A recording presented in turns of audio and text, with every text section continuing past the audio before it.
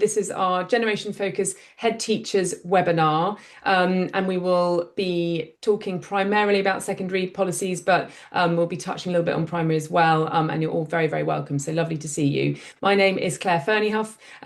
I co-founded Smartphone Free Childhood, the movement, almost exactly 2 years ago. And in the last 2 years, we've seen that we're not going to shift the norm on smartphones without the help of school leaders. The power of educators in shifting this norm is what led me, Miriam, and Charlotte to set up Generation Focus. I'm a psychologist and a former journalist. Charlotte is a former TV journalist as well, and Miriam is ex-CEO of Friends of the Earth. But most importantly, we are all mums of tweens. And we come to this with a perspective not only of protecting the school day, but also of reclaiming childhood from big tech. We know that smartphones are disastrous for learning, but this is actually about childhood as a whole as well, and what educators and parents can do to lift this huge burden off our children, both at school and at home. We know that if secondary schools don't officially ban phones, what happens is that at year 6, most children get a smartphone because there's just too much pressure not to have one. And what we've seen time and time again is when schools do ban smartphones completely, the norm shifts well beyond the school gate. And we often hear from head teachers and parents that it really changes what happens at home as well. Of course, this shouldn't be left to head teachers. We desperately need a statutory ban that creates a national entitlement to a smartphone-free school day. And we are fully supporting Lady Barron's amendment, which will soon be voted on in the Commons. But this generation of school children can't afford to wait any longer. They need action right now. And it's really important to emphasize as well that this isn't about taking something away from children. It's about protecting them from being accessed by companies who are seeking to capture and commoditize their attention for money.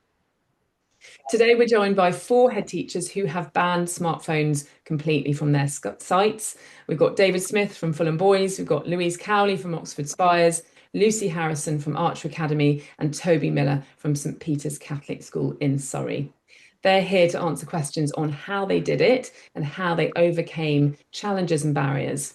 So over to you, David. I'd love you to start by telling us about your school, a bit about the demographic, why you decided to adopt this policy, and the impact that you've seen. Thank you. Over to you. Okay, good morning, everyone. As I said, my name is David Smith. I'm the headmaster at the Fulham Boys School, a school in West London. We're a free school. We've been in existence for 11 years. We've got 823 boys on site, so it's fairly small. And we made a decision to ban smartphones, and we're in that sort of stage where we've done it for the last year and a half. So 2 years ago, I told parents we're going to ban smartphones altogether. We've identified 3 brick phones that can be used, but students aren't allowed to bring phones to school. They can't have phones on site. They can't have phones on school trips, any school events. They're not allowed phones whatsoever. And our mantra to parents is that we don't believe someone should have a smartphone until they are at the age of 16. The big thing for us is we don't believe, and we didn't believe, and I don't believe that this is a decision just on behaviour and academics. As a school in the top 2% of the country, we're really happy and proud of what we're doing academically. Behaviour seems really, really strong here. Admissions, we've got lots of people who want to join the school. So I didn't make this decision because a phone or a lack of a phone would help the children on site. It's actually, I wanted to do the moral piece of a young person's life is better without this device, and we want to educate young people before they have them. Anecdotally, I'd say that about a quarter of my year 7s now don't own a smartphone, and parents have delayed not getting them one when they would have got them one if they'd gone to another school. When I talk to young people in the school, they say that when they're fathers, they will buy their children phones at a later age than when they got their first phone. We've had a 90% reduction in child sexual exploitation for our year 7s and 8s, according to my DSL. And it's been a really, really positive thing, whether on a ski trip in Italy with 125 boys or whether we are in the school building, that our boys seem happier, their mental health seems better, and we're making a start. We're challenging the status quo on what they should be doing in their lives. That's amazing. Thank you very much, David. And so interesting to hear how much smartphone ownership goes down as a result of that policy. Thank you. Lucy, we'll come to you next, please. Hello, my name is Lucy Harrison. I'm head teacher of the Archer Academy in East Finchley, North London. We're an 11 to 16 academy free school, and we are just 12 years old. So lots of new schools here today.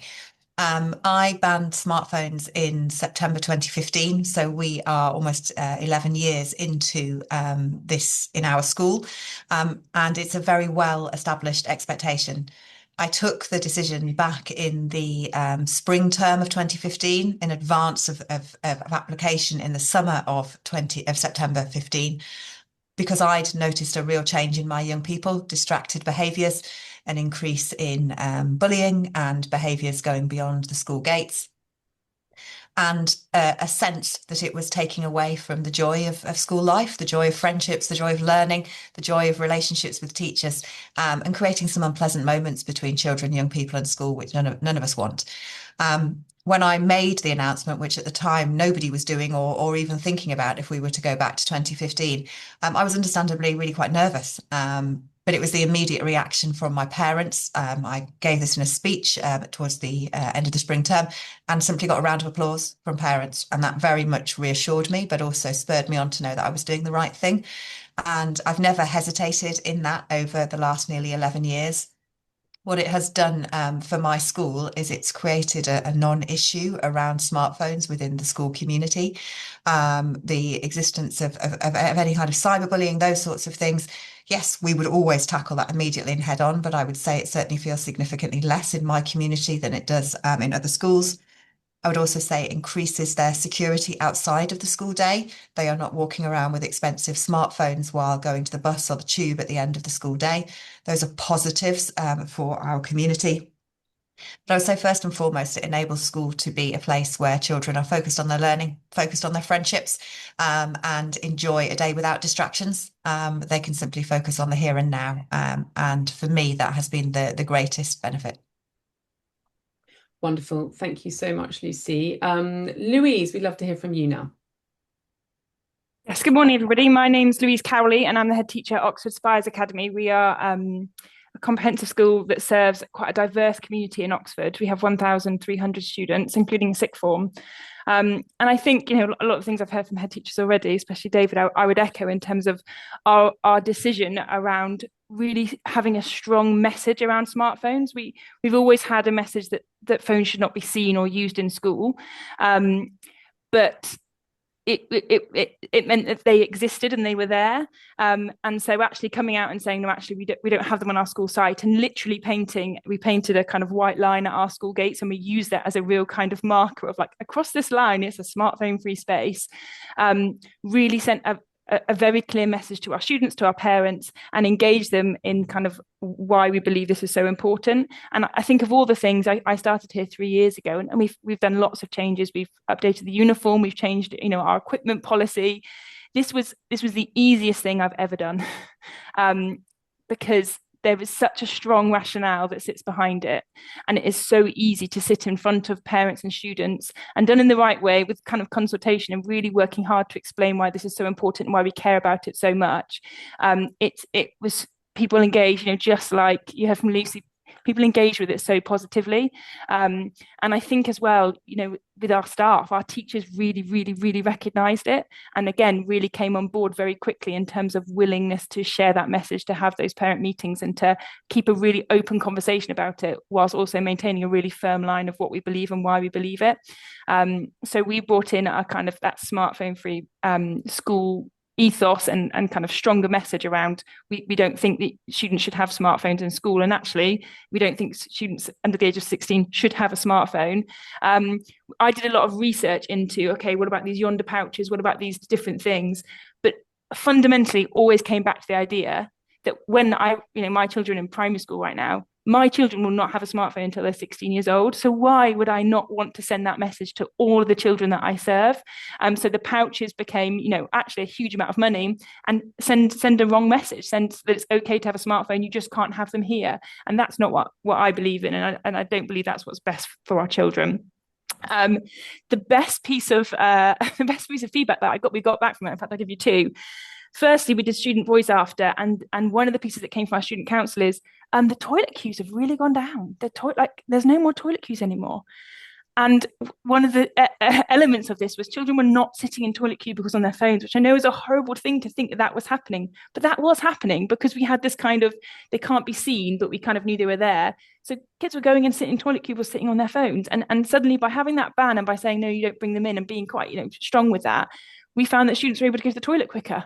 Go figure. And the final thing was our sixth formers, who we said, look, you are kind of, we don't want to, we're not going to bring this ban in for sixth form, but you must use your phone only in sixth form only spaces and at break time. And the same rules apply if you use your phones elsewhere.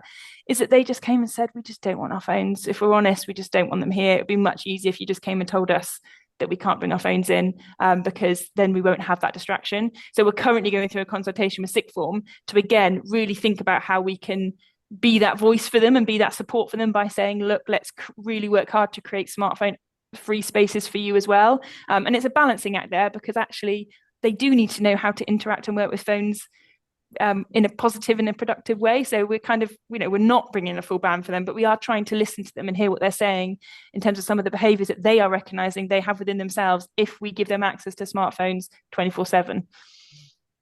That's really interesting. Thank you so much. Yeah, I think it's amazing to hear that this was the easiest thing that you've ever done. And also just that it's so crucial that the sending the message to parents that as they are at the moment, smartphones are just not appropriate for kids. So yeah, that's so powerful. Thank you so much, Louise. Toby, we'd love to come to you. Okay, thanks. Good morning. I'm Toby Miller, a head teacher at St Peter's Catholic School in Guildford, with a school of 1,350 students through to including the sixth form. And I think it's really interesting listening to colleagues. We came at it from the initial reason for changing was a slightly different reason. And this was about 2 years ago when a combination of factors, we'd first heard about Claire and the Smartphone Free Childhood organisation and movement, but we heard about it actually from some of our primary parents who had bought into it and had signed up. And were then asking us, what is the secondary's view as feeder schools, as feeder parents' views about smartphones? Because we keep hearing from our children, I need a smartphone when I go to secondary school, and they wanted to be empowered to say to their children, right, we don't need a smartphone for secondary school. That's a complete myth. Will you support us if we say that? And I obviously instantly went back and said, yeah, there's absolutely no reason to tell your children that they need a smartphone for secondary school. We don't really use them at school. We did have the normal ban that everyone else had, in that you're not allowed to use them, the no see, no hear policy, which tended to work quite well for us. But then I quite quickly thought, right, how can we really support the community here that's outside of the school and get the really the common sense message through, not just about behaviour management in the secondary school. And I thought, right, well, let's just ban smartphones. That will empower the parents, especially, to know that when their children come to secondary school, they don't need one at all. In fact, they're banned. And as soon as we made that decision, I think Louise said, it was once you make it, you look at it and you think, well, that's the easiest decision I've ever made, making the decision, and then you just put all the practical elements into place, which I know we're going to talk about in a moment. But that piece about empowering parents to say no to their children was really important for us, and that got a huge groundswell of uptake from the parents as they came through. So we've been smartphone free for 2 years. And sorry, our year 11s will be they've got them at the moment. They won't in the future. Year 11s won't. The future year 10s as they come through, it'll all be smartphone free, and it's working really, really well. It's almost, as Lucy said, a sort of non-event now in terms of it being embedded and all the practicalities that we'll talk about in a minute. There's nothing that you can't deal with there at all. The feedback from parents is fantastic, especially from parents who have got older siblings in the school that have had 5 years of smartphone ownership, and they've had the hassle, the trauma sometimes, all the worry about smartphones, and then they have their younger sibling hasn't got a smartphone, and the difference between them is extraordinary. And the parents with the older sibling just say, I wish we'd had this years ago. And I have reflected, I wish I'd done it 3, 4, 5 years ago. That my only regret about the whole thing is not doing it sooner, because of the significant difference it's made. So it's had a great big difference, and the empowerment in the community about children's experience and that their smartphone free experience, I think, is really, really powerful, and one that we can really work on. Thank you, Toby. And I think that's so powerful, because what we hear a lot is that there is that fear of the vocal minority of parental backlash. But actually, what we also hear is that when you go for it, people are so grateful. So yeah, really, really powerful. Thank you so much. Thank you to all of you. We are now going to hand over to Charlotte, who's going to talk through our head teacher toolkit, which aims to make things as simple as possible in terms of going smartphone free. So over to you, Charlotte. Great. Thanks, Claire. And thank you to all of you head teachers. So we, based on what we hear from schools across the country that have gone to brick phones only, we pulled together this toolkit for you to kind of cherry pick from. It's all on our website. There are downloadable resources, including kind of template letters, template policies, template survey. Broadly speaking, every school seems to go through the same 3 phases.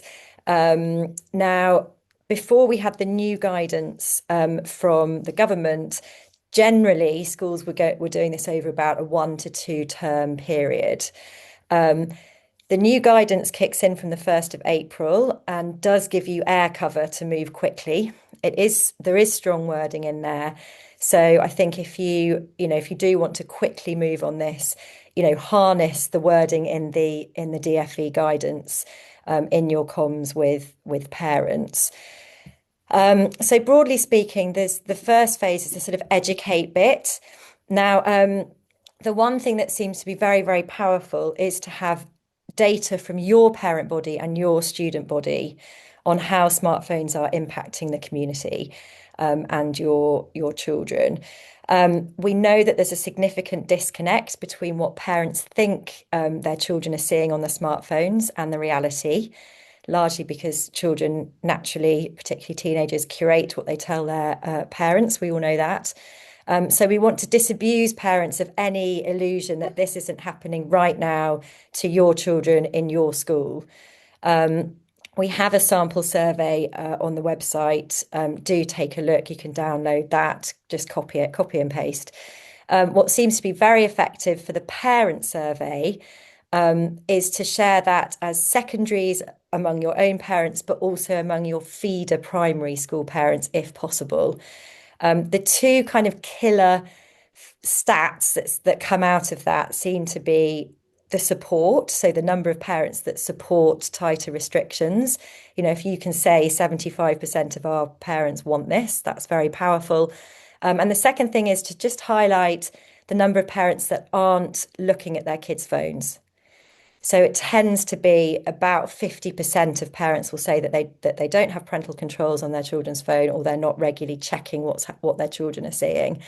And that just highlights to parents who are being very rigorous with the parental controls that actually their children are in an environment with unlocked phones, with kind of phones that children can access the whole of the internet on.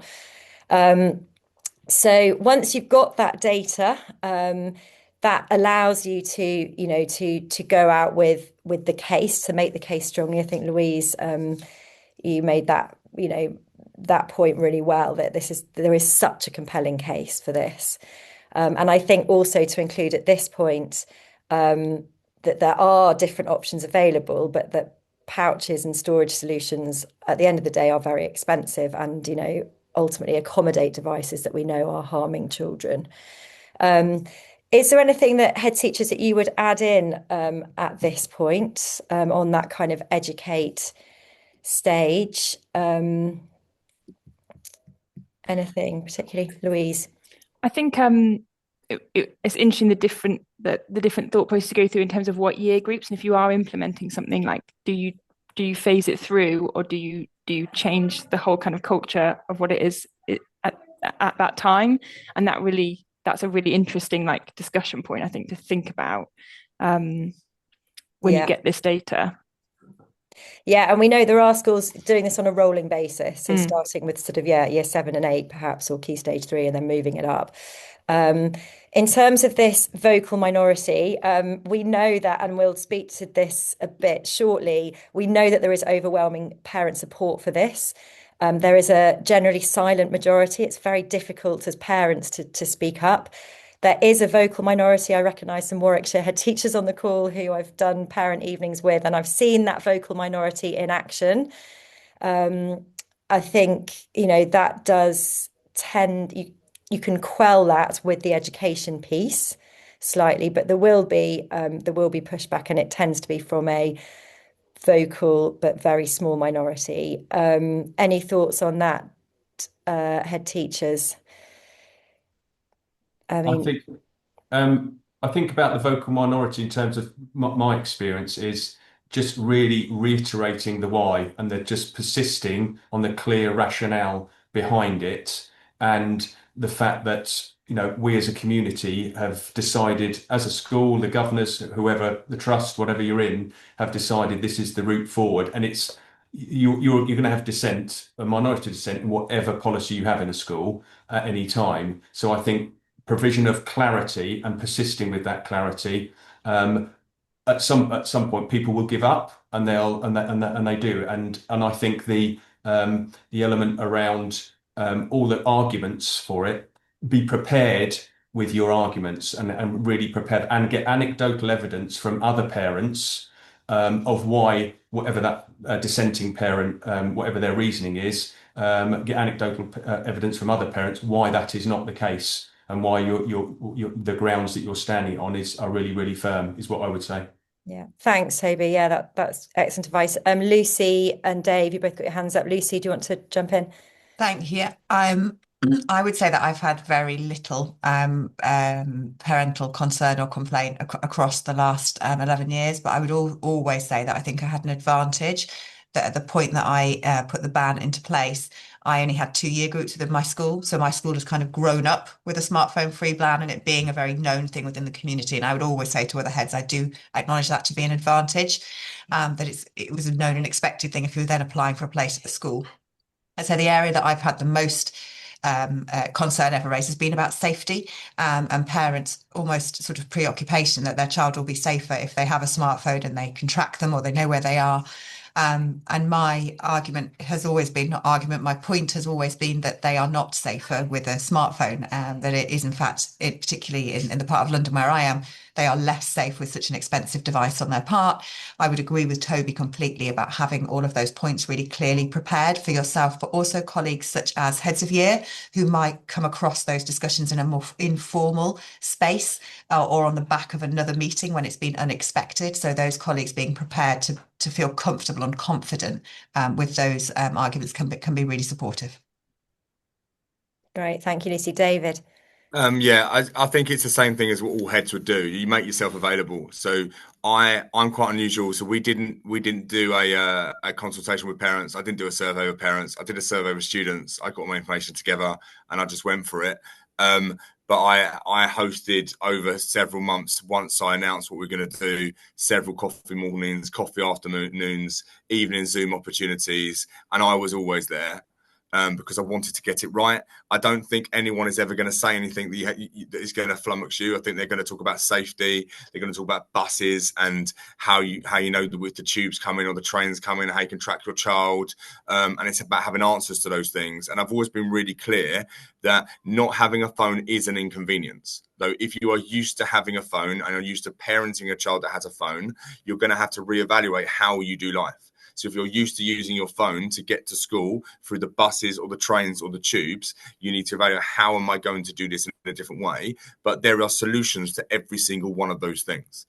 There isn't a solution to a young man who's addicted to pornography, or there isn't a solution to the person that's self-harming or is suicidal or is being groomed by someone who's triple their age. The solutions for those are incredibly complex, and we can't find ways out for some of our young people. So we help the parents understand what those solutions are, and we train the children in it as well. Yeah, excellent advice. Thank you. Thank you. And a brief note, just that we will go through some of the common pushbacks shortly. On the champions piece, what does seem to be useful if you have relationship with your local police is just to inform them and to get a note from them, a line from them on why they support this. It makes children safer. We know smartphones expose them to more harm than any potential safety benefit. Super. So step 2, activate. This is probably this is the bit that's more entirely in your control. This is the policy piece. We have templates on the website. Take a look. You need to be watertight with the logistics. There are a couple of schools I've heard from where they sort of slightly tripped up over parents saying, oh, but they do need them to know to access the timetable, or, just go through, identify every single point of the school day at which the children might be relying on their smartphones at the moment. And there are workarounds. I mean, if COVID showed us anything, it's that we can rewire the whole day very, very quickly. Having just a couple of specifics on the policy, having a confiscation period that is a genuine deterrent, 3 to 6 weeks seems to be typical, so that if children are going to risk bringing a smartphone to school, which we hear that compliance is actually very, very good, but if they do, they're not going to risk using it because they're going to lose it for 3 weeks, 4 weeks, 6 weeks. That seems to be key. I think this is quite standard procedure, but getting SLTs to do any confiscations or bag searches so that teachers don't have the stress of that. And then a clear briefing to all staff. Not forgetting the front desk. What seems to happen when you move to brick phones only, and as David said, families have to kind of rewire how they lead their lives. You will get an influx of potentially of phone calls to the front desk. Please let Oliver in 8B know that I'm going to meet him at the bus stop and not at the hockey practice, because they can't, WhatsApp their kids whenever they want anymore. So just to be prepared for that, and particularly with front desk staff, that they know what the policy is, so that they're not handing back phones when they shouldn't be, or whatever. I'm conscious of time. Anything that I've missed there, head teachers, that might be helpful? No, I'll skip on then. And then the communicate phase. My background is in journalism and communications. With my crisis communications hat on, I would say don't let a communications vacuum develop. So make sure that at the point at which the children are informed about the new policy, the parents know about it too. It seems what works well is that one school I've worked with, they used form time one day to really brief children on how this was going to work. And that day, an email went out to all parents, so that by the time the children got home, the parents knew what they were talking about. Emphasising the benefits is really, really important. This is going to give kids a huge advantage. It's not taking anything away from them, and really leading the communication. This is what we at Generation Focus try to do all the time, lead on the positives. Strict enforcement from day one, so that kids know you're being serious. There's no mucking about. What we see is that confiscations are quite high in the first week and then quickly tail off. And then following up with surveys of parents and students, what that consistently yields is evidence of positive benefits, which you can then go back to the parent body with. Anything on that, head teachers, in terms of that communication piece? Dave, go for it. It links what you said before about sort of the earlier stage about confiscation. I think I'm really, really clear on having a real deterrent. So we do a 6-week confiscation. It doesn't include school holidays. So I confiscated the phone in June. Boy didn't get it back until October. So he lost it for 6 school weeks and the whole of the 7-week summer holiday that we have here. The deterrence is key. We did a random bag search yesterday of our year 10 students, or 125 boys. Not a single one of them had a smartphone in their bag, their blazer, their locker, or their coat. Not a single one of them. So it's working, and we're a year and a half in. And I think it is that the deterrence means it's just not worth the risk. If you say I'm going to give it back to a student in a week's time, it's worth risking it for a week. It's not worth risking it for 6 weeks. And in the end, parents understand, students understand, they know the guidelines, and they just rock on with their lives. Amazing, brilliant, thank you. Yeah, Louise. Yeah, two things. I think firstly, one of the things that worked really well for us is I tried to get out as much as possible, like on the radio, on social media, like beyond the school walls to be heard. And that generated quite a lot of kind of positive press, not from our parents, but from beyond that. And so we just kind of got known in Oxfordshire area that we're doing this. And that had a positive thing. And especially when I kind of meet people from around the community, they'll be like, oh, Oxford Spires, that's the school that did that. And so that definitely helped. And then we kind of moved into this news phase of actually getting our students to be the representatives of that. So finding some students that we could really put out there and say, look, this is how it's helped me. So whenever we did do Oxfordshire radio something, I always had students there with their voice being heard. And the second thing is we're just in the terms of the deterrent. When we phased this in, we did allow students to drop off their phones at the start of the day if they were already in the upper year groups, because we did bring the full ban in from year 7 all the way to year 11. But then we had their names and we had their reasons. So then we just had this like amazing list of target parents to be like, your child dropped off a smartphone this morning. Like, can you come in and have a conversation with us about why you feel this is important? And so we track like how that list has got smaller and smaller, because we don't want them to even bring it in.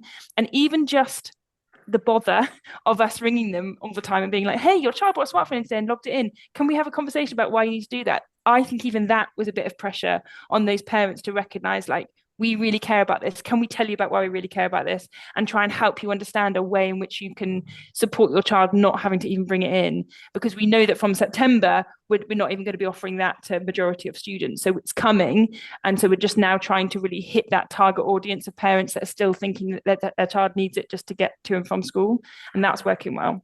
Yeah, interesting. I know lots of schools have done that kind of soft launch phase, which seems to work well, just even just less than half a term to give everyone time to adjust. Yeah, Lucy. I would agree with the soft launch and giving yourself plenty of running time and plenty of access for parents and young people, and also the media approach as well. I very much did the same thing, and it found that students and parents were almost a bit excited about the fact that we were doing this thing at our school. I would say in relation to the kind of confiscation, I completely agree. We have the same expectations here in relation to up to 6 weeks. But we also have an immediate sanction that's in place if you are found with a smartphone in place, and that's a Saturday detention with me from 8:30 to 10:30 in the morning. It's surprising how much that puts everybody off. We do occasionally bag search, and my policy of that is always if I think that they've forgotten that we have this rule in school. So if you've got a little bit unsure, or I just think it's worth going and have a look, we do a mass bag search, whether that's of a year group or a whole school. I'd say have a really good policy about that in place beforehand. Be really avert that you are going to do that occasionally, and this is why you're going to do it. The students will then get really used to the format and how that works. And you'll find that they are, one, very compliant with that, but two, expect that it's going to happen. And that further reinforces the fact that it's not worth being caught to then lose your phone and have to come to school on a Saturday. Yeah. Lovely. Thank you, Lucy. A brief final thought. One of our secondaries in Warwickshire is moving to a complete 7 to 11 ban. I've given parent talks at 6 primary schools in that area, and the first question in every Q&A has been, when are the other secondaries going to do what Myton are doing? So we know there's demand from primaries. The other thing I would say, having witnessed the sort of vocal minority pushback, is to say this is first and foremost a safeguarding piece. And all it takes is that and a child, to have a phone shoved in your face and you've seen something you cannot unsee. So that is why the bag searches are so important, because so long as there's one unlocked smartphone in a room of children, they are all potentially exposed. So that is it from me. I'll pass over to Claire to to Miriam. Claire, Miriam, help me out. Who am I passing to? Pass to me. Thanks, Pass to you. Hi, Miriam, who we haven't heard from yet. Hi, good to see you all. So we're going to talk a bit about just the overwhelming public support and polling, and then I'm going to hand to Claire to just run through in a bit more detail some of the common pushbacks and a slightly deeper dive into tracking and buses. So I do think it's really important for us all to remember there is overwhelming public support for smartphone bans in the schools. We work quite closely with parent kind who spend their life polling parents, and they have said there is very little they have ever found that parents agree on, and this is one. So I think that's just important to remember. Our polling, we've commissioned some polling very recently, which isn't yet public, but that shows the same thing. That was 7 out of 10 parental support for full bans. And interestingly, that cuts across all demographics, that cuts across all voter segments.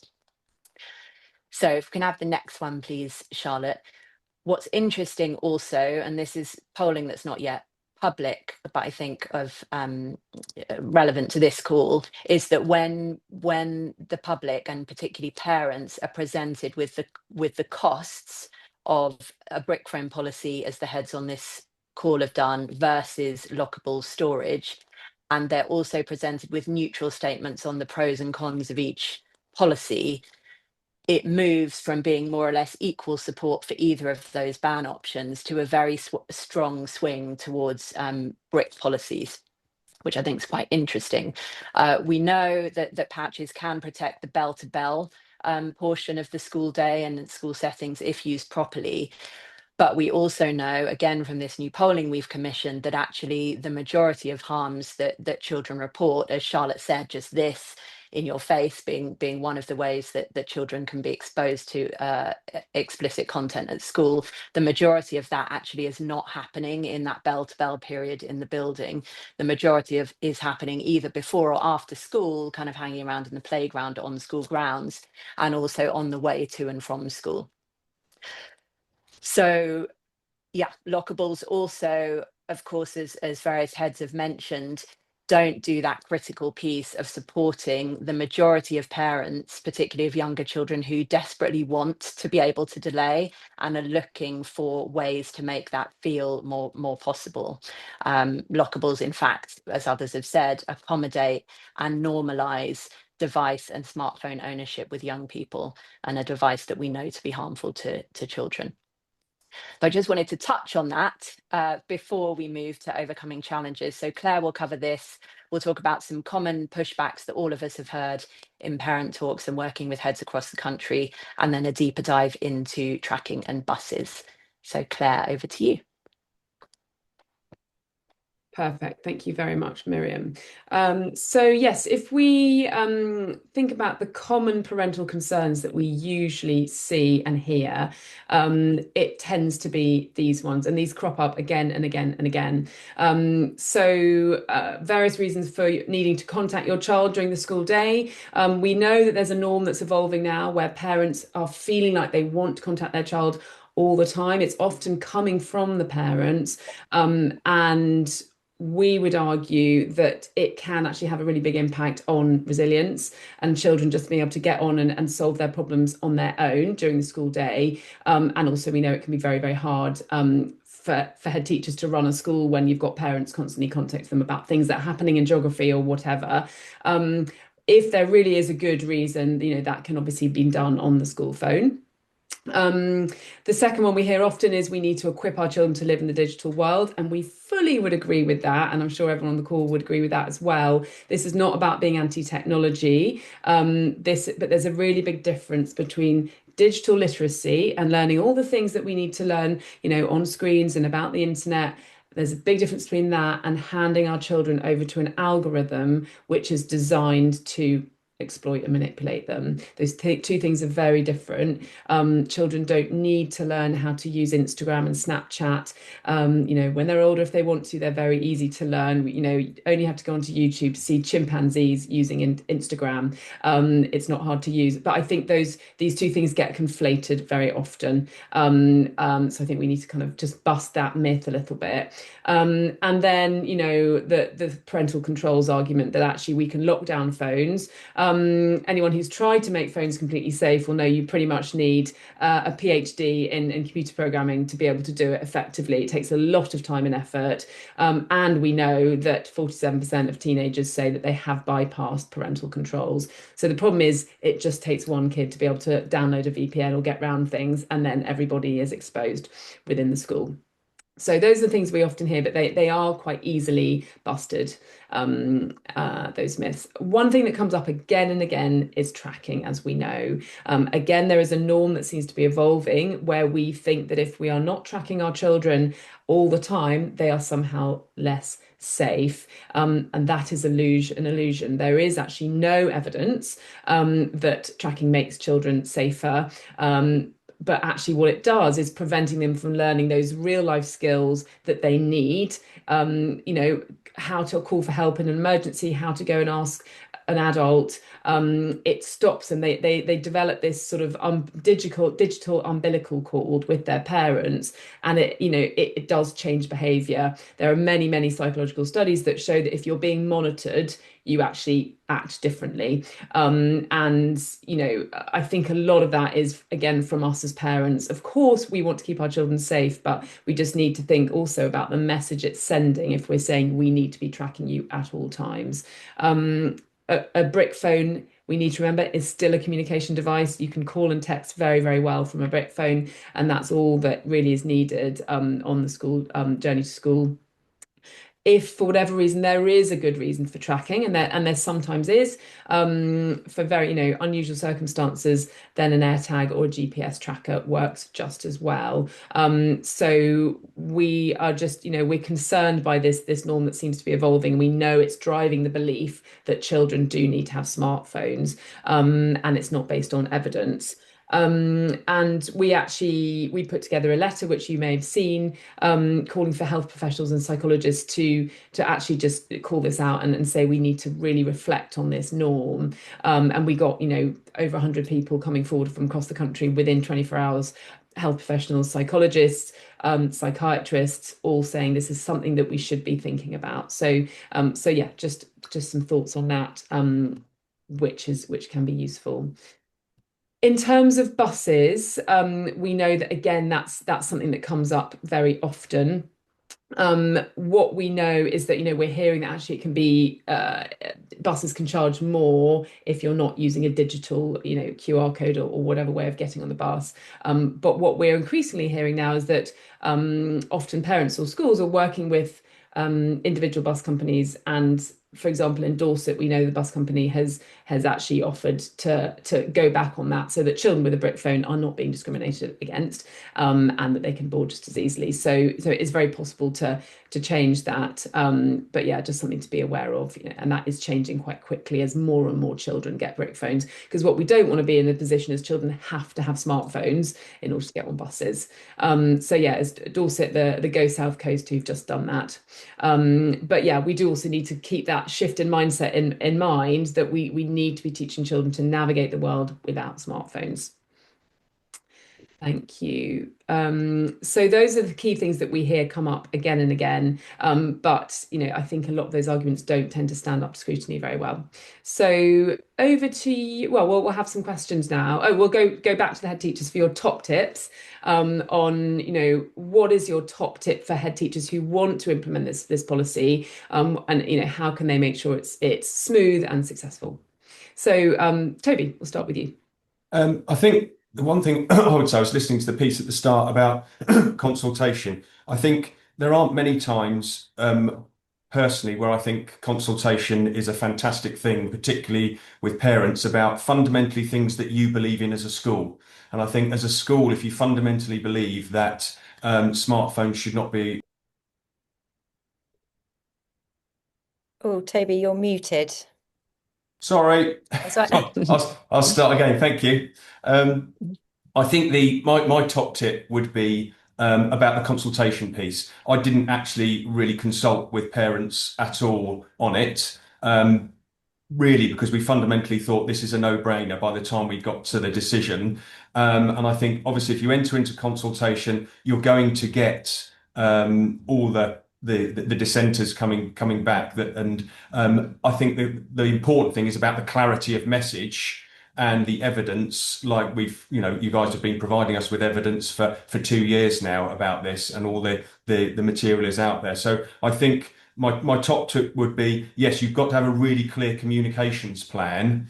But if you fundamentally believe as a school and governors and as a trust that is the right route to go, all the consultation you do will not stop you from making that ultimate decision if you think it's the right thing. So you consult to a certain degree, but it's a bit like other aspects of one's behaviour policy. You've got to do what's right for the school and right for your children. If you fundamentally believe that that's the right thing to do, I would, I wouldn't worry too much about doing loads of consultation, and that might be a bit contentious, but fundamentally. And I think if you're an experienced head, I've been doing it a few years, you're probably in a more straightforward position to do that. I've been at the school for quite a while, you're established, and parents tend to trust you at that stage. And that's quite different, obviously, than if you're a brand new head or a brand new school, and you might have to have a bigger job of getting parents on board. But that would be my top tip. That's great. Thank you, Toby. Lucy, I'd love to come to you for any top tips you've got. I would say be stress test each element of it first. I think you mentioned that at the beginning. That's so important that it sits consistently across all of your other policies in school, that you never have a grey area. So you never allow one person to do one thing or another person to do another. And I would say a really important place around that is school trips. That if children are allowed to take their smartphones on a residential trip for the weekend and have them all night, you are at real opposition of your policy. So being really clear and consistent, having no grey areas, and sticking to it, but celebrating it all the time. This isn't about something that's punitive. This isn't about taking something away. And there's a real danger, I think, with some of the national narrative at the moment that it feels like that. This is about protecting safe spaces for young people to be children, to enjoy time at school. It's about enabling parents to feel that they are being given the space to make the decisions they want to make for their children and smartphones. I think that's the more important angle to concentrate on, rather than a taking something away. I have just seen in the chat a few times about medical issues. And I would say that's the one place where you do need to be careful. We have a number of diabetic children in school. I'm quite sure colleagues have the same. The only place where we allow a smartphone is a child who is diabetic, and that is for reasons we can all understand and appreciate if that's their medical journey. But we have a really clear process that is in place, and we ensure that that young person has that discussed with all of their teachers, and also with peer groups as well. Because what we've found is that those young people could get quite stressed about having their phone on them, and it could lead them to not be looking after their health as much as possible. So being really clear and overt about why that is allowed, rather than that happening secretly, is also really important to protect and empower those young people. Wonderful. Thank you very much, Lucy. Louise, we'll come to you next. Top tip. I think the top tip, we reference The Anxious Generation by Jonathan Haidt quite a lot in our kind of rollout.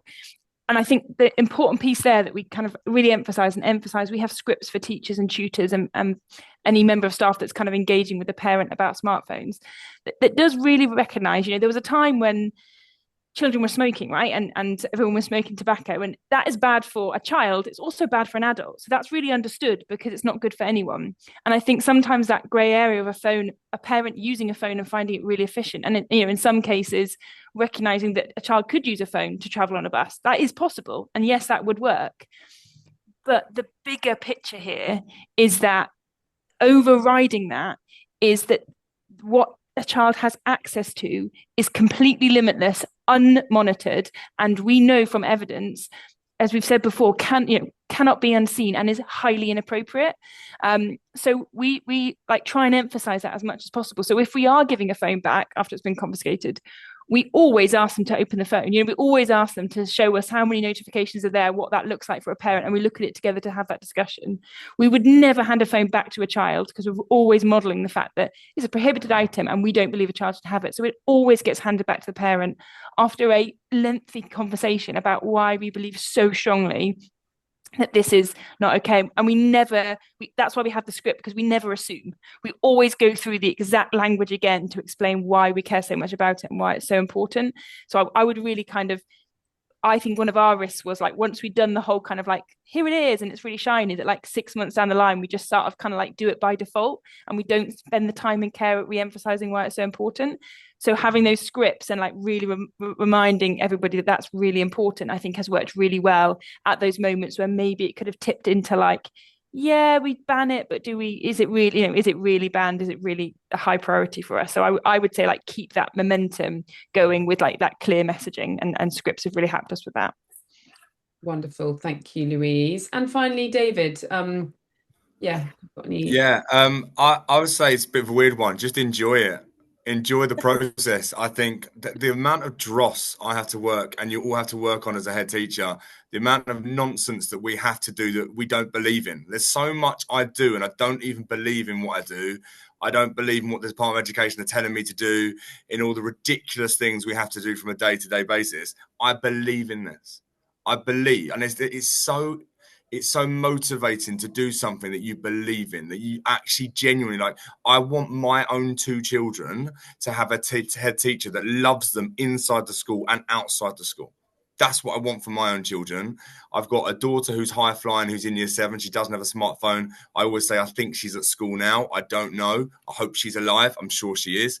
I've got a son who is in year 5. He has an EHCP. He's in a special alternative provision. He's got autism. He struggles from the day-to-day life, and he doesn't have a smartphone. I understand the dangers of both sides of it. They're still safer without them. Enjoy the process. Enjoy standing for something you believe in. And I would say that our education around phones is better now than it has ever been. The fact that we don't have phones means we're talking about it all the time. We're educating boys and parents all the time. And there are answers to absolutely everything. I see there's lots of comments about reward systems and medical, these kind of things. I get the questions, but there are solutions to absolutely all of those things. And not a single one of my parents could ever say that I didn't care. Yeah, because I have put my neck on the line. Before the government have told me what to do, I've done it because I care. I'm not waiting for the government to tell me. I'm going to do it regardless, because it's the right thing to do for young people. And it's the thing I'm most proud of in my career. That's amazing. Thank you so much. Thank you, David. Right, really keen to get some questions now. So feel free to put your hand up if you would like to ask a question. While you're doing that, there's just one that's jumped out to me from Joe. Some students have suggested that their parents can't afford to buy a second phone, and we are being unfair on insisting on this. So the equity issue. And if one of you's got a thought on that, parents who can't afford to buy a phone, David. We've identified 3 brick phones. They all cost £15 or less per phone in its entirety, and a SIM card could be 99p a month. If a child, we have said, if you struggle to financially do this, please do get in touch. Not a single one has, because of the price of it. If we did pouches, it'd be £30 a year for that person to have a pouch. And ironically, those parents would pay for pouches. Yeah. Thank you. One more, if I can just jump in, that also jumped out, because this is what we hear a lot in parent evenings, although I have to say, again, this is from a minority. How do you support those students who are using smartphones to support their mental health and regulation, mood tracking apps, self-harm monitoring, etc.? We know that there are, especially online psychiatry advice is to point children to apps. Ironically, any thoughts there on a form of words to push back on that, Toby?